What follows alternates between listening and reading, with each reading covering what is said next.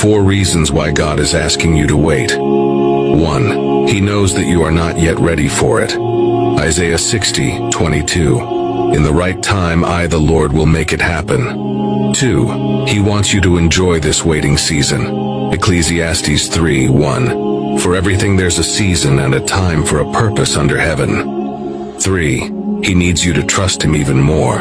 Psalm 46:10. Be still and know that I am God. And 4.